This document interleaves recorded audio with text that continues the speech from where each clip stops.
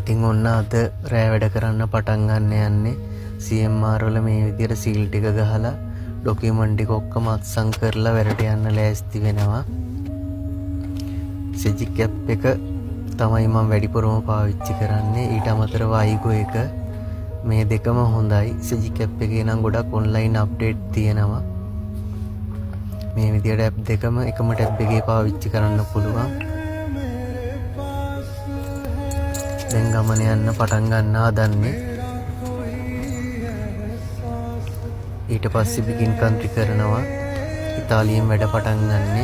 ඉතාලියෙන් ඉඳලා මේ ගමන ප්‍රංශයට යන්න තියෙන්නේ. මේ ගමන ඉතාලියෙන් ඉඳලා ප්‍රංශයට කිලෝමීටර් 700කට ගෙට්ටු වෙන්න තියෙනවා. මේ ගමන ඉවර කරන්න පැය 10ක් වගේ යනවා. ඉතින් අනිවාර්යයෙන්ම මේ ලෝඩ් එක බාන්න ඕන. මොකද මේක ටිකක් වටින ලෝඩ් එකක්. හැමදාම මේ ලෝඩ් එක හම්බෙන්නේ ගොඩක් වෙලාවට රැයට.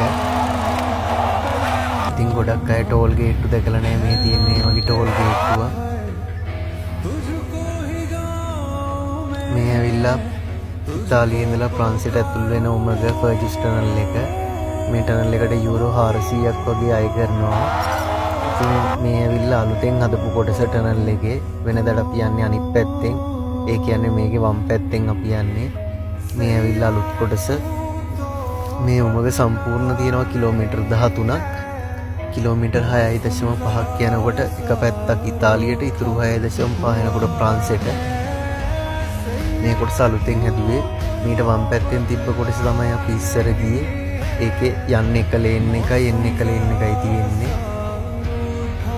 දැන් කොටස් දෙකකට තියෙනවා. අපිට යන්න වෙනම පැත්තක් තියෙනවා, එන්න වෙනම පැත්තක් තියෙනවා.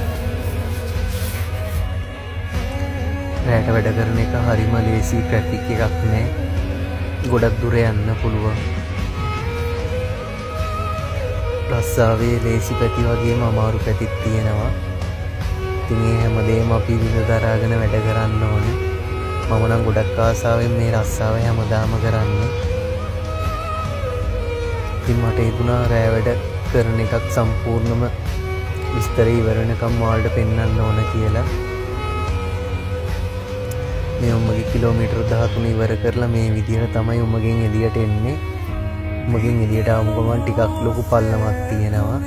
මම ඔයාලට පෙන්වන්නම් ඉස්සරහට යනකොට මේ පැත්ත පේනවා. ප්‍රංශයට ඇතුළු වුණ ගමන් රටේ හැම විස්තරයක්ම ගන්න පුළුවන් අපිට. ওই දකුණු පැත්තෙන් පේන්නේ පල්ලම. මේ මෑතකදී තින් මේ හරියට පොඩි ඇක්සිඩන්ට් එකක් වුණා. ලොකු ඩැමේජ් එකක් ආවා වාහනවලට. අනිවාර්යයෙන්ම වේග සීමා ෆලෝ කරන්න ඕනේ.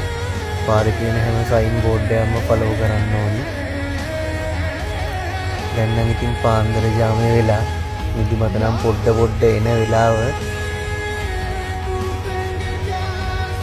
මම ඉස්සර ඉඳලම ආස කොහොමත් හවස් වරුවට වැඩ කරන්න. ඒක හරිම පහසුයි.